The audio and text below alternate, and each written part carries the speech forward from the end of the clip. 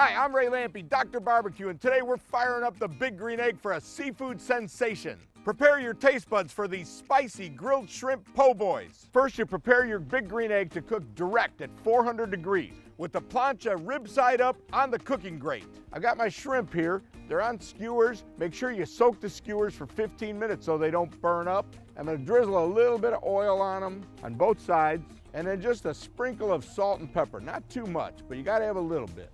Now these go direct on the plancha. It's hot and it's not gonna take long. That's gonna take about 2 minutes, and then I'm gonna flip them and brush them with hot sauce. Look at that, beautiful. Getting nice and brown. Now I'm gonna baste them with the Big Green Egg cayenne hot sauce. Another 2 minutes.